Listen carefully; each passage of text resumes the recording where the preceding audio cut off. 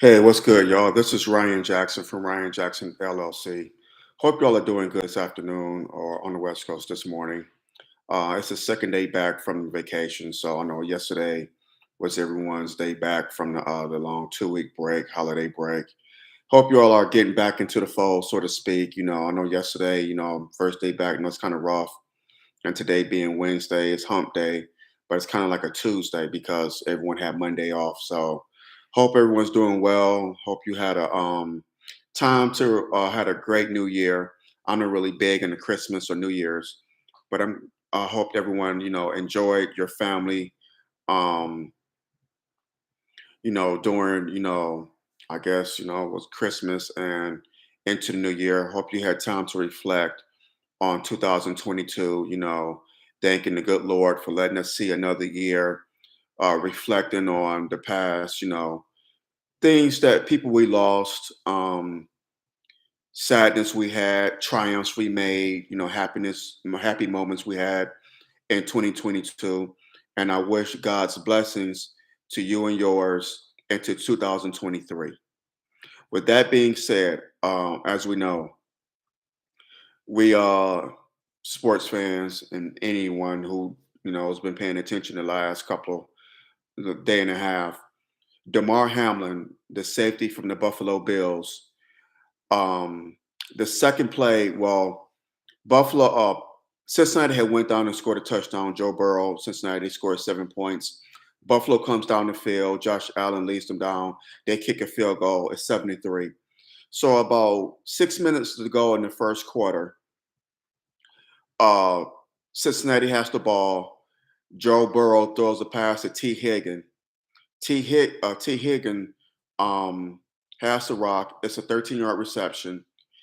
Um, Damar Hamlin, T. Higgin makes contact with him with his shoulder. His shoulder makes contact with Damar Hamlin's chest. Damar Hamlin wraps him up, shoulders in the helmet, and takes him down.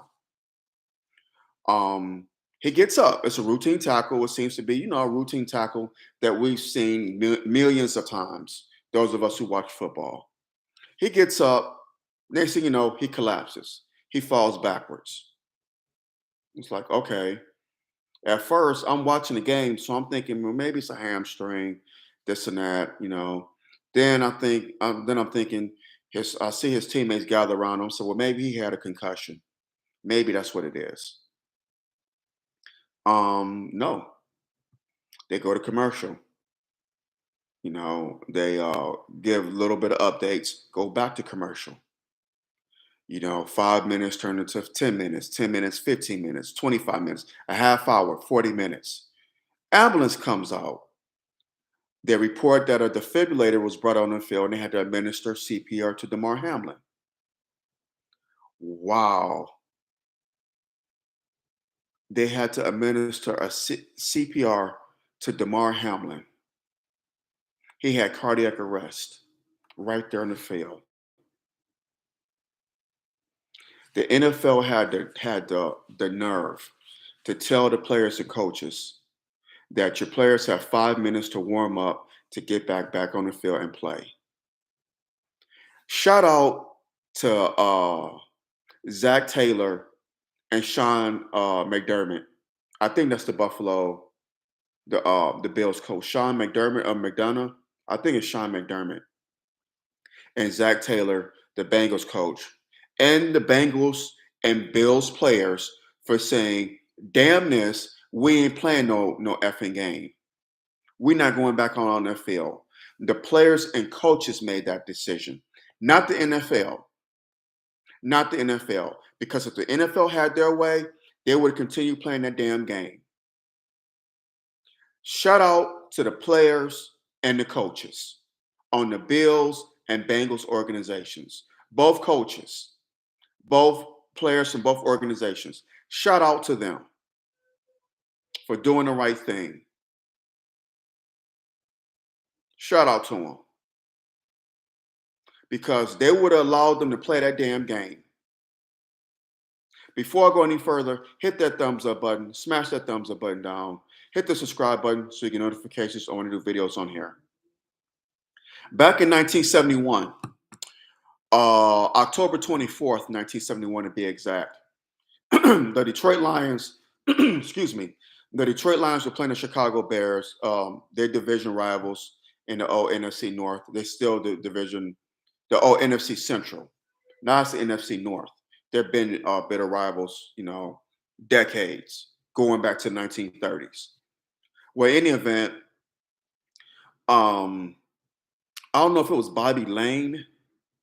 I can't remember who our quarterback was in '71, but he hit Charlie Sanders with a pass. He drops the pass in the end zone. Chuck Hughes was the decoy. Chuck Hughes was a wide receiver for the Detroit Lions. 28 years old, 1971 season.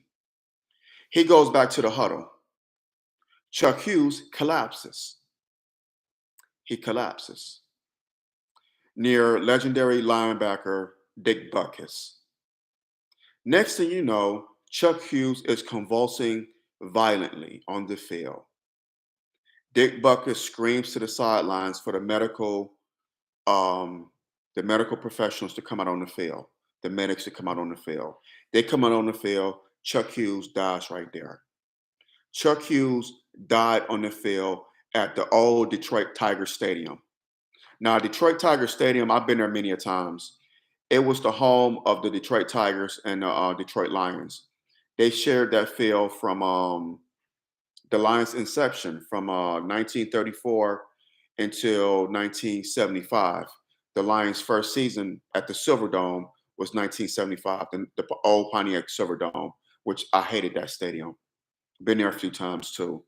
But the Lions moved to the Pontiac Silverdome in 1975, up until from 1975 to 2001, and they've been at Ford Field since 2002. But for about 40, 41 years, they shared Tiger Stadium with the Detroit Tigers.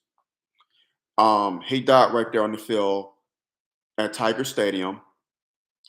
And do you know that the NFL continued their damn game until its entirety? They played that game until its conclusion. 1971. Look it up. Chuck Hughes, 28 years old, died right there on on the field at Tiger Stadium. They continued that damn game. The Detroit fans were stunned, to say the least. They continued that damn game.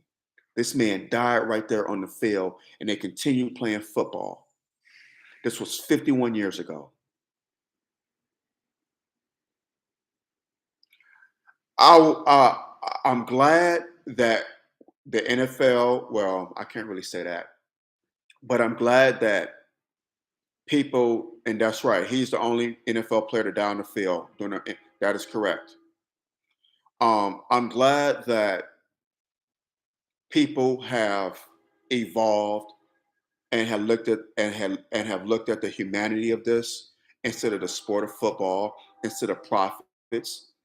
Shout out to again Zach Taylor and Sean McDermott. Shout out to them. Shout out to these coaches, the Bills coach and the Bengals coach. Shout out to the players. They looked at the humanity of this thing. Their brother, the Bills, their fellow teammate, the Bengals, their fellow NFL brother, was laying lifeless on the field. Lifeless, y'all. This wasn't a concussion. This wasn't the Tua situation. Who, by the way, played again and had another damn concussion. But Tua was able to walk off and is able to live to see another day. And probably will be able to play football again. He has concussion issues. We know that, but he's okay. This isn't the situation of Damar Hamlin, tearing the ACL, hamstring, a hip, anything like that. And I know I was a little kid. I was actually 2 years old when Jack Tatum hit Stingley in the Raiders Patriots exhibition game in 1978. That was a violent hit. Violent hit. Knocked Stingley out. In today's NFL, Jack Tatum would have been kicked out of the league. This is 1978. I wasn't old enough to watch football then and understand it. That was a violent hit, but they continued that game, and that was exhibition. That was exhibition. I was 9 years old. Giants, Redskins. Joe Theismann. Lawrence Taylor comes up the middle, breaks Joe Theismann's leg. The great Lawrence Taylor. You know he broke down and cried? Lawrence Taylor, big bad Lawrence Taylor broke down and cried. He didn't mean to break Joe Theismann's leg. We all know that. It was a football play. That's what LT was known to do. That's what the Giants paid him to do, to go out and hurt quarterbacks, to beat them up. Joe Theismann's leg broke in two spots. Never played football again. Me and my father watched that game. I was 9 years old. It was 1985. They continued to play that game. I was 15 years old.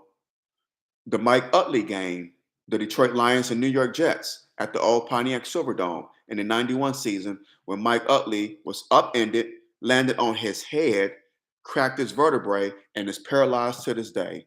Thankfully, he's still alive. He gave a thumbs up. That's what players start doing, the thumbs up. It propelled the Lions to go to the NFC Championship game where they lost to the Redskins. The 91 season. I was 15 years old. I remember that game like it was yesterday. It was the Lions against the Jets at the old Pontiac Silverdome. I remember that game continued on. Reggie Brown, another Detroit Lion. I can't remember what year. Anyone, if you remember the year with Reggie Brown for the Detroit Lions when he got injured, put it in the chat. I remember the game, but I can't remember what year or who the Lions were playing. But I vaguely remember. That game continued on. How can we forget about Michael Irvin, Cowboys Eagles, in Philly at the old Veterans Stadium in Philly? 1997. Thank you, brother. Thank you. 1997. I do remember that. I remember that vaguely. But the Lions made the playoffs that year, and they continued that game when Reggie Brown got hurt. Lions had two players in the 90s had debilitating injuries. Michael Irvin, the 99 season, at the old Veterans Stadium in Philadelphia, there in Philly, was concussed, took a violent hit to the head, laid knocked out cold. Philly fans cheered. I mean, come on, really? Really, Philly? That was very tasteless and just disgusting. I know you guys hate the Cowboys. I get it. I'm not crazy about them either. I hate Green Bay more, though. I can't stand Green Bay. But I know how Philly fans are with Cowboy fans. I've been to Philly when they play the Cowboys, and it's very intense. But to sit there and cheer Michael Irvin injury, that was tasteless. But they played the game. And Philly, the old Veterans Stadium, their turf was like playing on cement, kind of like the Pontiac Silverdome. It was the same type of turf. Ugly, ugly injuries on both fields. I remember the Bears receiver in 92 or 93. Wendell, his name was Wendell something. Wendell, I can't think of his name. Tore his ACL, tore it up on Philly's Veteran Stadium on their turf. Never played again. Wendell Davis, thank you, brother. Steph Carlo, you be on there. Bless you, bro. Thank you, man. Much respect. Wendell Davis in 93 against the Eagles at the old vet. Tore his leg up. Never played again. The Silverdome and the vet, they had the most horrible feel. They had it was like playing on concrete. They had horrible, horrible fields. Horrible. But I know I'm digressing. The Silverdome was a dump. Yeah, I'm glad they tore it down. I know I'm digressing. Um, and I'm glad they tore the vet down too. But what I'm saying, what the point I'm making is you can't compare those injuries to what happened to Damar Hamlin. Damar Hamlin could have died on the field. And I just saw before I came on here, his friend and business partner said that he's showing signs of progress. The doctor said that he's showing signs of progress. This is from his friend and business partner. So thank the good Lord for that. That was the report he got from the doctors. So we thank God that our prayers have been answered. He's still in critical condition, but his condition is improving slowly but surely. He's showing signs of progress. So thank God for that. Thank God. You know, my thoughts, my prayers are with the Hamlin family, with his especially his mother. His mother, I don't know if this young brother has children, his siblings, his friends, his business partner, his teammates, his coaches, and his fellow NFL brethren and fellow athletes, professional athletes. My thoughts and prayers go out to all those that I mentioned, all those out there. And I took a little bit of heat for saying this yesterday on social media, but this is not normal. It is not normal for a 24-year-old, healthy, athletic young man to suffer sudden cardiac arrest on a football field. It is not. It is not. I'm sure, well, no, I'm not saying Damar Hamlin has been playing football since Pee Wee League for years. I'm sure he's taken dished out hits or have been hit more violently than he was on Monday night. It is not normal for a 24-year-old healthy, athletic young man to suffer cardiac arrest. Yes, I get football is a violent sport. I get it. This young man played football at the University of Pittsburgh. He's from McKeesport, Pennsylvania. He was drafted in the 6th round in the 2021 draft. So this is his second year. He was second on the Bills in tackles. So he is having a great year. Second on the team in tackles. So you mean to tell me that routine tackle and all T. Higgin did was just put his shoulder in his chest? That caused sudden cardiac arrest? Again, I understand. Football is a violent sport. I get it. But it's not normal. You cannot convince me. It is not normal for an athletic 24-year-old athlete to suffer sudden cardiac arrest on a football field. You cannot convince me of that. You cannot convince me of that. I'm sorry. I'm sorry. I think it's more to it than what's being told. Wasn't NFL players highly encouraged to get the jab?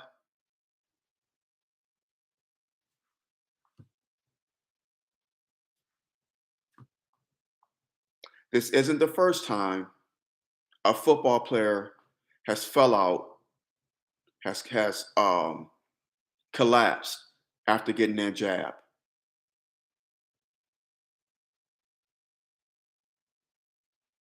It could be the foods, yeah, but we've been in processed foods for years. I mean, much respect to what you're saying, bro, but we've been in processed foods for years. And actually, if processed foods make you sick or you die from it, if they make you sick, you can sue, and if it kills you, your family can sue the maker of that company. Like with McDonald's, fast food, cigarettes, liquor, alcohol. If you have adverse effects to these poisons, your family could sue and you can sue. However, if you get the jab and you have adverse effects to it, you cannot sue. Did y'all know that? If you get the jab and you get sick, God forbid you get, gravely ill, or you even die, you and your family cannot sue the hospital or the government for what the jab did to you. Did you know that? Because what they're going to say is, well, you willfully took it. They're going to say that. But you were forced to take it because they told people, oh, you can't work unless you take this jab. Your kids can't go to school unless they take the jab. You can't make money unless you take this jab. You can't travel unless you take this jab. You can't go to the movies, can't go out to eat, can't go to a sporting event, a concert, whatsoever have you, unless you take this jab. They were doing it.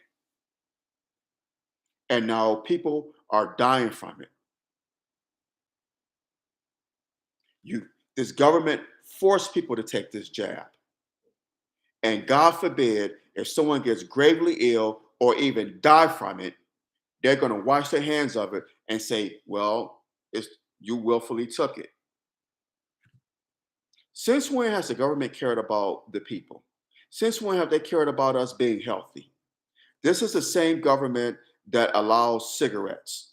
Do you know what's put in cigarettes?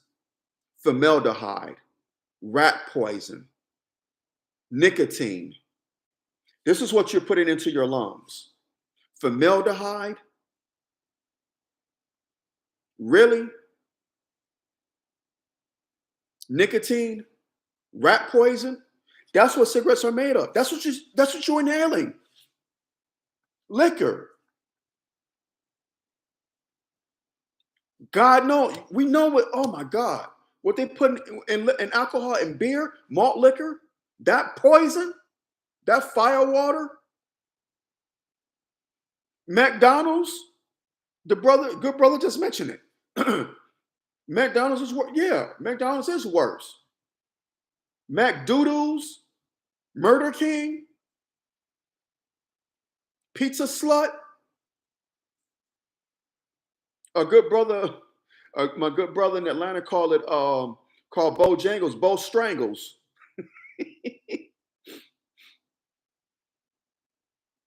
Liquor is liquid crack. Is liquid crack. That is correct. It is liquid crack. This is the government that's pushing this stuff from the Food and Drug Administration, the USDA, and you think they're really gonna care about our health? Are y'all that gullible and naive? Really? This government, since when?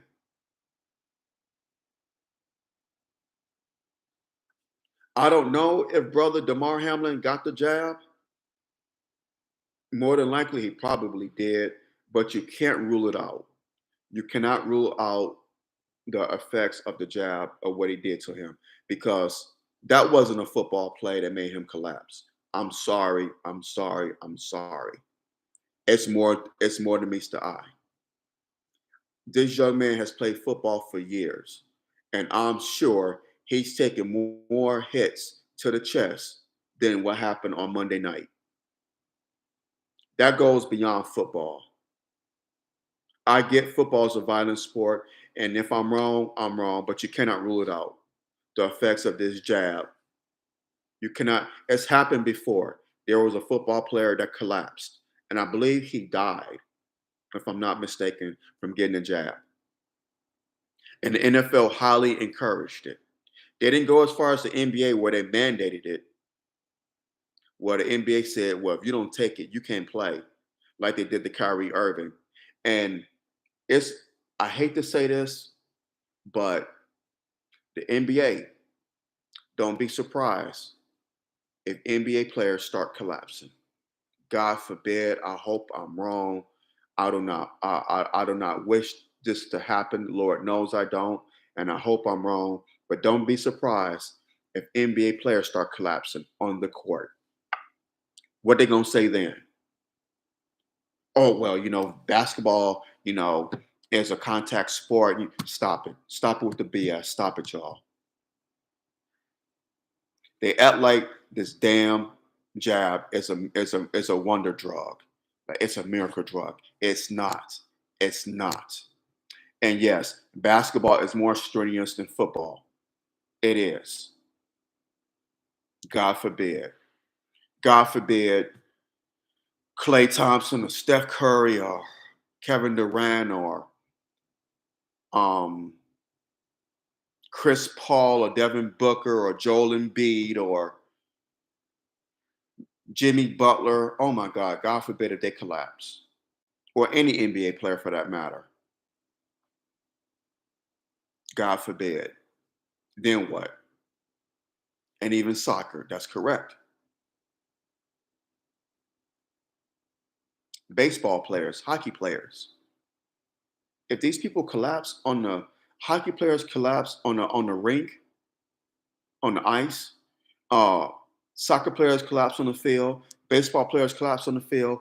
God forbid, man. God forbid. Soccer don't stop the clock for 45 minutes, so they got to continue. Damn, that's brutal.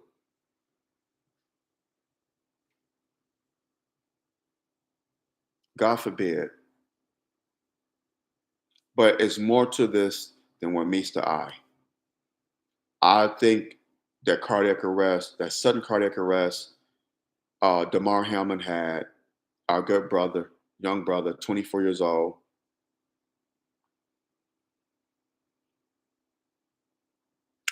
I don't think that was a football. That was due to football. I just don't believe it was. I just don't believe it was. If I'm wrong, I'm wrong. You know, challenge me. Feel free to dispute me. But I don't think it was a football. It had anything to do with football. I think it had to do with the jab. I really and truly and honestly do. It is not normal for a healthy, spry, athletic young man at the age of 24 to have sudden cardiac arrest when there was no history of it. People said, well, it can happen all of a sudden. That's not normal. That is not normal. That is not normal. It's not. Stop. Stop. It's not normal.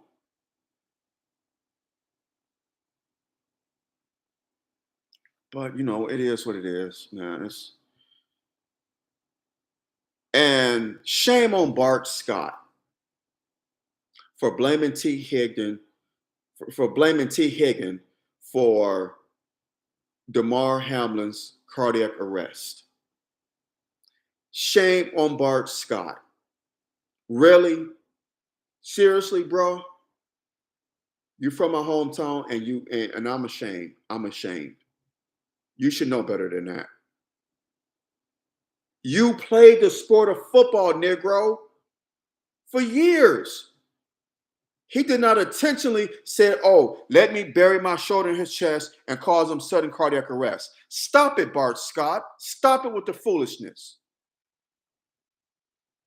What you now? Are you the black Skip Bayless now? And speaking of Skip Bayless, yeah, I know he apologized. I know he fell on his sword, but bruh, no excuse. You sent that tweet out. You had to read it. You had to think. You intentionally did that. But Skip Bayless plays a jackass. That's what Fox Sports play him to be, as a bumbling bumbling jackass, and that's what Skip Bayless is. Some things I agree with him on, some things, but that was insensitive. How can they cancel the game? It's at this juncture in the season. And then his excuse, well, I was thinking from the minds of the NFL. Yeah, they were gutless. That was distasteful on their part too. For them to continue to play the game, they wanted to continue to play the game. So yeah, they were heartless too. Just like your ass was heartless for sending that dumb tweet, that dumb and sensitive tweet. You were just as distasteful and heartless as they were. No excuse, bro. And there's reports that Shannon Sharp, he didn't come on yesterday's show because of Skip's tweet, and that he's talking to Fox executives about not coming back to the show. I'm not mad at him. I'm not mad at at Shea for that. I'm not mad at Shea for that. I think he plays the sambo a lot. I think he coons a little bit too much for my taste. But on this, I agree with him on.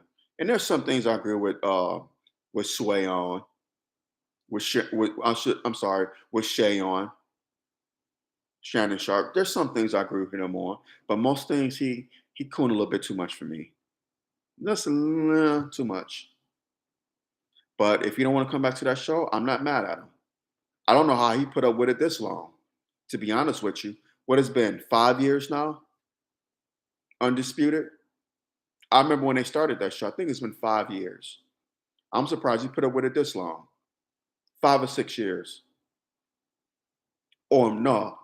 Well, yeah, 5 years. 2017, 2016. But and now Stephen A going and defending his boy. We all make mistakes. As long as you apologize. Okay.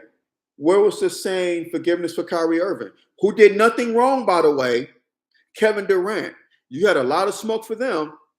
You had a lot of smoke for Kyrie Irving, a lot of smoke for him, a lot of smoke for Kevin Durant.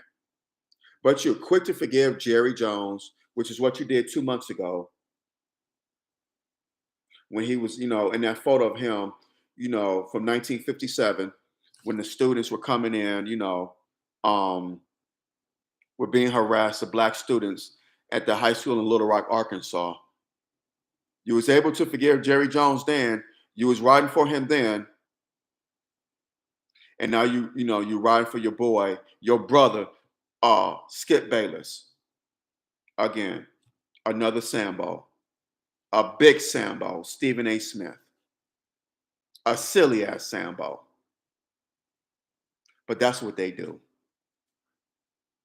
They're not B1. They're B5.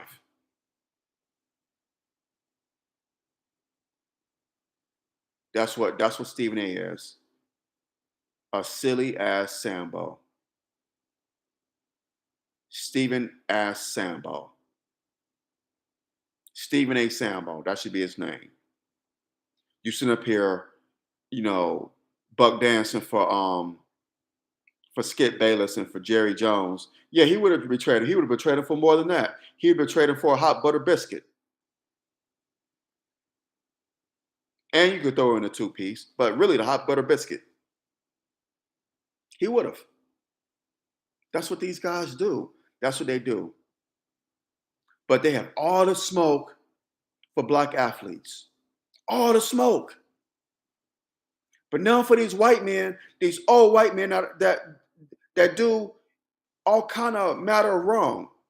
They want to forgive. They want to forgive. Let's forgive. Let's forgive. Forgive, forgive, forgive. Forgive, forgive, forgive. But all the smoke, all the fire for the black athlete. And then you want to sit up there and lie and say, you defend the black athlete. Okay. Yeah, okay. Sure you do. Hit that thumbs up button, smash that thumbs up button down. Hit the subscribe button so you get notifications when I do videos on here. But in closing, continued prayers and thoughts with the Hamlin family, with his young brother's mother, his family, his Buffalo Bills teammates, NFL brethren, Bills Mafia, Buffalo fans, call themselves Bills Mafia. Thoughts and prayers with y'all, the coaches, and just athletes everywhere, not just in the NFL, but in the NBA, NHL, Major League Baseball, soccer, or football, all sports. Thoughts and prayers, are with y'all, and particularly with the Hamlin family. And shout out to those who donated to his Toys for Tots organization. I heard it's up to it's 5 million now. I think I did see that.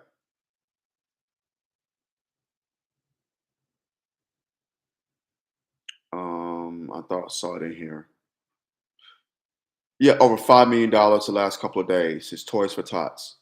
That's great, and I'm sure they're gonna receive more money. But that's excellent. That's excellent. That's excellent. Like I said, thoughts and prayers with his brother's young brother's family. I hope he pulls through. You know, if he plays football again, that's great.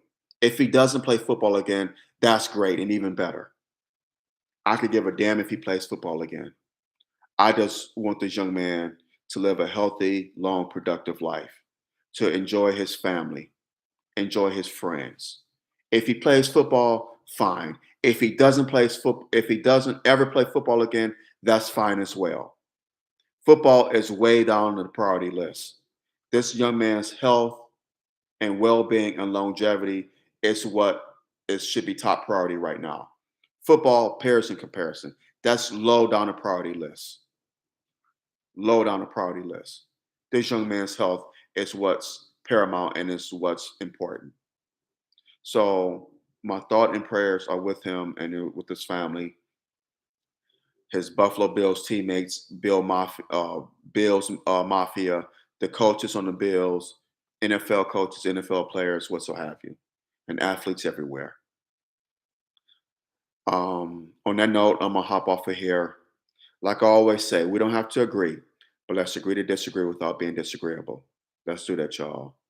Hit the thumbs up button, smash it down. Hit the subscribe button so you get notifications when I do videos on here. And even though the holiday season is over, please be safe. Be safe, be safe. Whether you're going to work, running errands, picking your children up from school, please be safe. Keep your head on the swivel. Brothers as well as sisters, please be safe out there. Be safe. Be aware of your surroundings. Please. Take care of yourselves and take care of each other. Thank you for the love and support. I appreciate it. Share this video, make it go viral. Thank you for your love and support. It's greatly appreciated. Till next time, y'all take care. I love y'all and God bless. I'm out. Take care now. Love y'all. Peace.